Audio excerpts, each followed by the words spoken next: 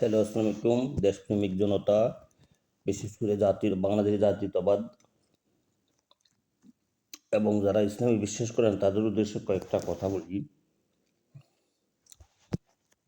এবং সর্বশেষ দেশের জনগণের উদ্দেশ্যে, প্রধান তত্ত্বাবধায়ক সরকারের উদ্দেশ্যে, নির্বাচন কমিশনের উদ্দেশ্যে। আমাদের দেশের অনেক বড় ইতিহাস আছে, অনেক বড় ইতিহাস রেখে লাভ নাই। আমি নিজে শহীদ রাষ্ট্রপতি জিয়াউর রহমানের একজন সৈনিক, দেশনেত্রী বেগম খালেদা জিয়ার একজন সন্তান, দেশনেতা তারেক রহমানের একজন সমর্থক। আমি জীবনে কখনো এমপি হইতে চাই না, কখনো মন্ত্রী হইতে চাই না, বাট সময়ের প্রেক্ষাপটে দেশনায়ক তারেক রহমানের উদ্দেশ্যে, বিএনপি নেতৃবৃন্দের উদ্দেশ্যে, দেশনেত্রী বেগম খালেদা জিয়ার উদ্দেশ্যে কিছু কথা বলবো। আমার সেই কথাগুলো হলো, শহীদ রাষ্ট্রপতি জিয়াউর রহমান বাংলাদেশ 1971 সনের এক ক্রান্তি লগ্নে ওই রিভোল্ট বলে উনি যে ঘোষণা দিয়েছিলেন, ওনার ওই ঘোষণা যদি বাংলাদেশ স্বাধীন না হতো, ওনার মৃত্যু অনিবার্য। আমি এই কথা দেশনায়ক, আগামী দিনের ভবিষ্যৎ জনাব তারেক রহমান সাহেবের উদ্দেশ্যে বলতেছি। আপনি যদি আমার কথাগুলো শুনেন, আমার সাথে আপনারা যোগাযোগ করেন। আপনারা বর্তমানে বাংলাদেশের মানুষের সাধারণ সমস্যাগুলোর দিকে তাকাবেন, আর যেটা করবেন সেটা হলো দলে গণতান্ত্রিক চর্চা করবেন। দলে গণতান্ত্রিক চর্চার উদ্বোধন করেছিলেন শহীদ রাষ্ট্রপতি জিয়াউর রহমান। ওনার অধীনে ডাকসু নির্বাচনে এই মাহমুদুর রহমান মান্না এমপি হয়েছিলেন। আপনারা এখন যেটা করবেন, আমি দলের একজন সমর্থক হিসাবে বলবো, এখন বিএনপির উচিত প্রতিটি ওয়ার্ড কমিটির গ্রাম কমিটির কর্মীদের নেতৃত্বে গ্রাম কমিটি গঠন, গ্রাম কমিটির সভাপতি, সেক্রেটারি, সাংগঠনিক সম্পাদক, এদের নেতৃত্বে ইউনিয়ন কমিটি গঠন, ইউনিয়ন কমিটির সভাপতি, সেক্রেটারি, সাংগঠনিক সম্পাদক, এদের নেতৃত্বে উপজেলা, থানা কমিটি গঠন করুন।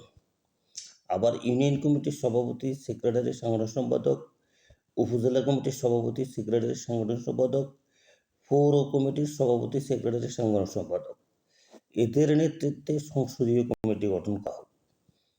আবার ইউনিয়ন কমিটির সভাপতি, সেক্রেটারি, সাংগঠনিক সম্পাদক, তারপরে উপজেলা কমিটির সভাপতি, সেক্রেটারি, সাংগঠনিক সম্পাদক, পৌরসভা কমিটির সভাপতি, সেক্রেটারি, সাংগঠনিক সম্পাদক, থানা কমিটির সভাপতি, সেক্রেটারি, সাংগঠনিক সম্পাদক, এদের নেতৃত্বে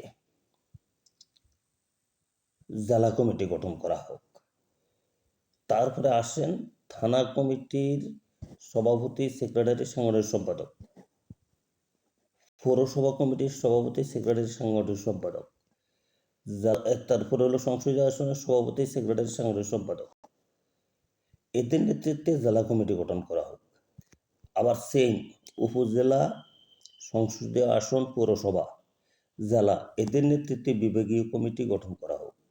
আর সারা বাংলাদেশের ইউনিয়ন কমিটির এই 3জন কাউন্সিলর থেকে শুরু করে কেন্দ্রীয় সব কাউন্সিলরকে নিয়ে জাতীয় স্থায়ী কমিটি গঠন করা হোক। সে জাতীয় স্থায়ী কমিটিতে নির্বাচনের বাইরে থাকবে দেশনেত্রী বেগম খালেদা জিয়া, দেশনায়ক তারেক রহমান এবং পরবর্তী প্রজন্ম হিসেবে আমাদের প্রাণপ্রিয় ব্যারিস্টার জাইমা রহমান বা জুবাইদা রহমান। ওনাদের বাইরে বাকিরা নির্বাচিত হবে জনগণের উদ্দেশ্যে, এবং বাকিরা জনগণের উদ্দেশ্যে নির্বাচিত হলে তখন তাদের মধ্যে একটা এই গণতন্ত্র চর্চা তৈরি হবে। আর যদি আপনার দলে গণতন্ত্র চর্চা তৈরি না হয়, তাহলে জাতীয় পর্যায়ের গণতান্ত্রিক চর্চা করা যাবে না। ঠিক একই পরিস্থিতি আমি নির্বাচন কমিশনকে অনুরোধ করব, অন্যান্য রাজনৈতিক দলগুলোতেও করা হোক। তারপরে একজন জনপ্রতিনিধি, আমি শহীদ রাষ্ট্রপতি জিয়াউর রহমানের একটা কথা আপনাদেরকে স্মরণ করিয়ে দিই। শহীদ রাষ্ট্রপতি জিয়াউর রহমান যখন উনি খাল খনন কর্মসূচি করতে গিয়েছিলেন, তখন উনি খাল খনন করতে করতে একটা পর্যায়ে ক্লান্ত হয়ে একজন বয়োবৃদ্ধ মায়ের বাড়িতে গেলেন পানি খাওয়ার জন্য। ওনারা পানি দেওয়ার পরে কোনো নাস্তা দিল না। শহীদ রাষ্ট্রপতি জিয়াউর রহমান জিজ্ঞেস করলেন, আপনার বাসা কি কিছু নাই? কয় না। কই যে আপনার পাশের জায়গায় যে জায়গাটা খালি পড়ে আছে, আপনি এখানে কলা গাছ রোপণ করতে পারেন, পেয়ারা গাছ রোপণ করতে পারেন, এগুলো করতেছেন না কেন? শহীদ রাষ্ট্রপতি জিয়াউর রহমানের সে আদর্শ কোথায়? কোথায় আমার ভবিষ্যৎ রাষ্ট্রনায়ক, আমার প্রাণপ্রিয় নেতা তারেক রহমান? এই কারণে বিএনপির যারা কমিটিতে প্রার্থী হইতে যাবে, তাদের যেই নির্বাচনের জন্য যে হলফনামা তারা দলীয়ভাবে উপস্থাপন করবে, সেখানে কয়েকটা প্রশ্ন থাকবে। শিক্ষাগত যোগ্যতার পাশাপাশি আপনার সে ফলের চাষ করে কিনা, তার অনাবাদি জমি আছে কিনা, সে অনাবাদি জমিতে সে কি উৎপাদন করে, তার আবাদি জমিতে সে কি উৎপাদন করে, আবাদ জমিতে সে কয়টা ফসল ফলায়, তারপর তার বাড়িতে করে কিনা, আমরা না মোরগের ডিমের জন্য ভারত যাব, সে তার বাড়িতে হাঁস পালন করে কিনা, তারপরে হলো সে তার বাড়িতে গরু পালন করে কিনা, সে তার জলাশয়ের মধ্যে মাছ চাষ করে কিনা, এবং এগুলো আবার একটা গোয়েন্দা তন্ত্রের ভিত্তিতে যাচাই করা হোক। এরপরে আবার একজন জনপ্রতিনিধি, যে জনপ্রতিনিধির জন্য প্রার্থী হবে, সে প্রার্থী হওয়ার আগে সে কি কি জনকল্যাণমূলক কাজ করেছে, কি কি জনগণের জন্য কল্যাণমূলক কাজ করেছে। এবার সেটা ইউনিয়নের চেয়ারম্যান হোক, ওয়ার্ডের মেম্বার হোক, উপজেলা চেয়ারম্যান হোক, এগুলোর ক্ষেত্রে। আর এমপি নির্বাচনের ক্ষেত্রে একজন প্রার্থী যখন সে কাউন্সিলরদের কাছে তার নমিনেশন পেপার সাবমিট করবে, তাকে আমি এখানে ব্যাখ্যা না দিয়ে বলবো, তাকে আমাদের কুমিল্লার প্রাণপ্রিয় জননেতা জনাব শাহ মোফাজ্জল হোসেন কায়কোবাদ দাদাভাই যে কাজগুলো করেন, ওনারও 2 দিন আগে একটা বক্তৃতা দেখবেন, উনি ওইখানে বক্তৃতা দিচ্ছেন। উনি কীভাবে ওনার মানুষকে ভর্তুকির মাধ্যমে খাদ্য সরবরাহ সংগ্রহ করে এগুলা। এবং যখন দ্বিতীয়বার কোনো একজন প্রার্থী নির্বাচনের জন্য কাউন্সিলরদের কাছে মনোনয়নের জন্য যাবেন, তখন সে তার পূর্বের আমলে সে কী করেছে, সে এগুলোর পরিস্থিতি দিবে। আর ইউনিয়ন, থানা, উপজেলা, জেলা, পৌরসভা, সিটি, এইগুলোর থেকে পারিবারিক রাজতন্ত্রকে উচ্ছেদ করার জন্য দলের মধ্যে গণতান্ত্রিক চর্চার কোনো বিকল্প নাই। তাই বলে আমি পরিবারতন্ত্রের বিরুদ্ধে না। একটা পরিবারের মধ্যে যদি সে তার যোগ্যতা দিয়ে সে যদি রাজনীতিতে আসতে পারে, সেটা কিন্তু তার অপরাধ না।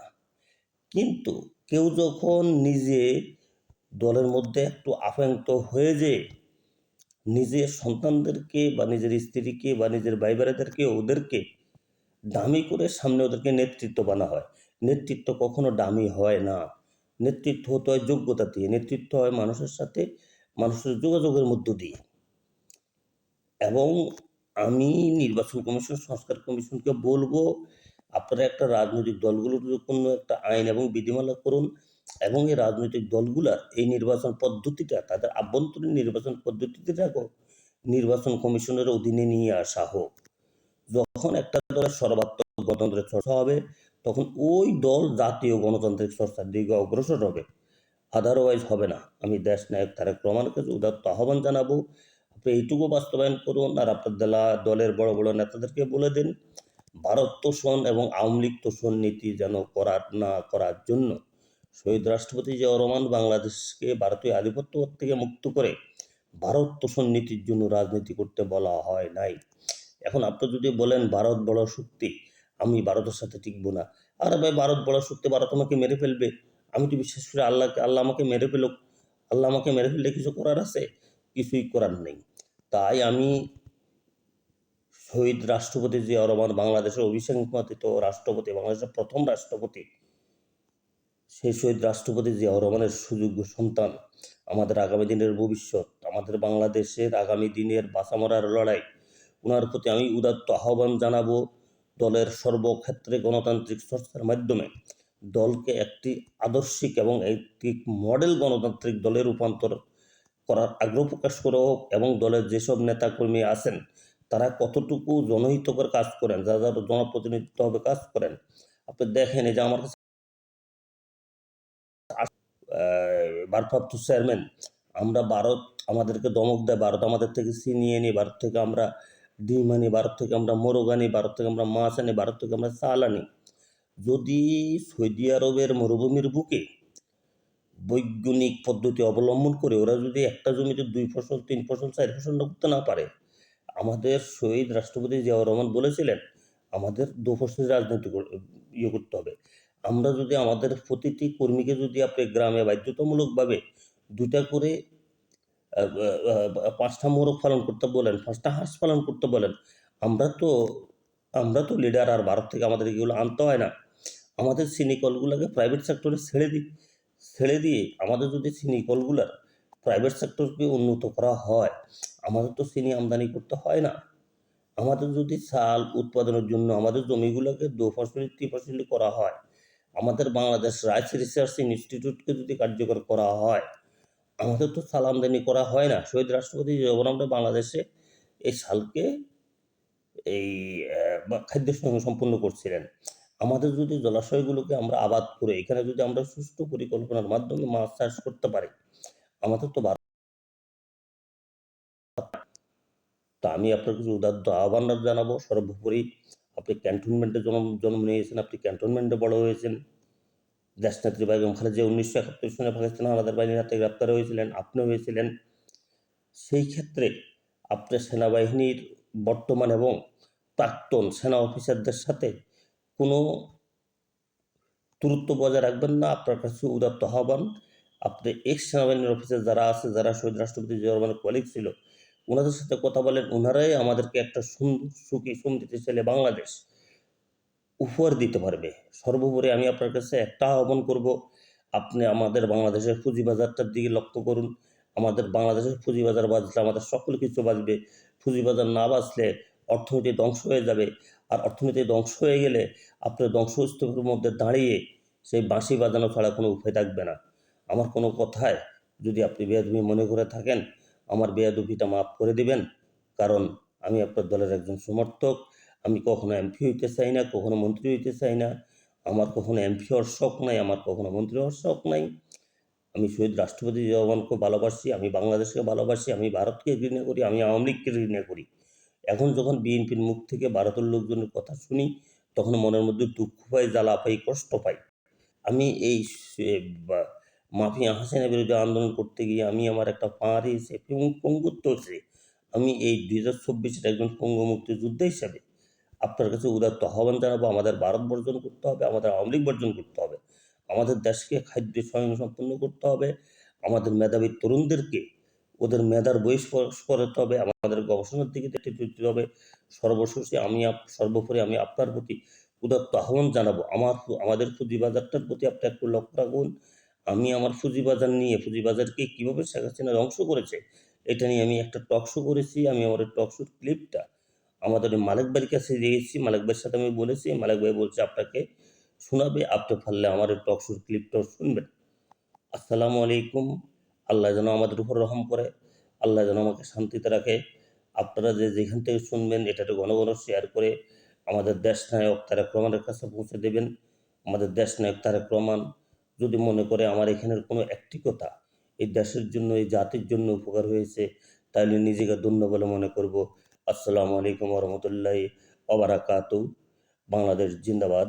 শহীদ রাষ্ট্রপতি জিয়া রহমান অমর হোক। দেশনেত্রী বেগম খালেদা জিয়া জিন্দাবাদ। দেশনায়ক তারেক রহমান জিন্দাবাদ। ইন্ডিয়া ধ্বংস হোক। আসসালামু আলাইকুম।